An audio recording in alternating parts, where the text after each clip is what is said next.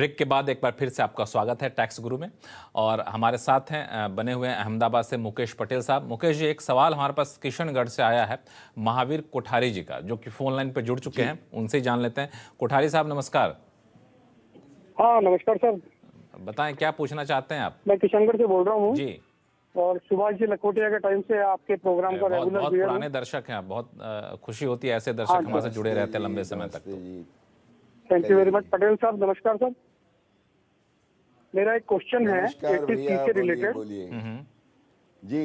ATC में deduction के लिए करदाता यदि स्वयं के बैंक में उपलब्ध या फिर खुद के पीपीएफ अकाउंट से विड्रॉ करके रकम को अप्रैल के फर्स्ट वीक में ही, जैसे फाइनेंशियल ईयर स्टार्ट होता है, अप्रैल के फर्स्ट वीक में पीपीएफ खाते में जमा करा देता है, तो उसे एटीसी के तहत डिडक्शन मिल जाएगा या फिर उस रकम का उसी साल की इनकम में से होना जरूरी है?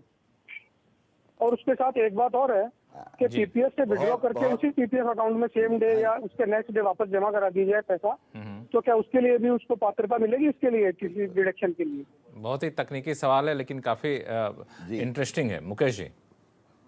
बहुत बहुत रोचक, बहुत इंटरेस्टिंग है लक्ष्मण जी। इसके दो पहलू है। मैं इसको समझाऊंगा हमारे दर्शकों को, केवल इनको नहीं, सबके लिए ये उपयोगी होगा। अब एटीसी में पीपीएफ की बात करें तो सबसे पहले तो ये आवश्यक एक जमाने में हुआ करता था कि it has to be out of the taxable income of the year. वो कंडीशन को निकाली गई आज से कई सालों पहले। और कुछ भी कंट्रीब्यूशन कहीं से भी करो, बाय बैक बोरो और स्टील, कोई भी रकम हो, ये जरूरी नहीं कि it should come out of your income. इसलिए सबसे पहला जवाब तो ये है कि आप 1 या 2 अप्रैल को भी जो इन्वेस्टमेंट करते हो वो उसी साल का इन्वेस्टमेंट है और ये आपको एटीसी का डिडक्शन मिलेगा।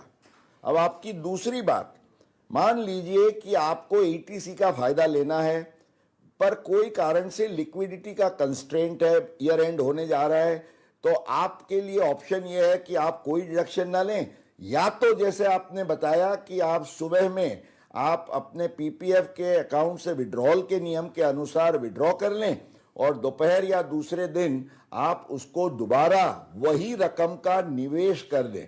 तो निवेश है, ये जरूरी नहीं है कि वो पीपीएफ में से आया हुआ है इसलिए नहीं मिलेगा। कोई भी निवेश कहीं से भी किया गया हो उसका डिडक्शन आपको जरूर मिलेगा।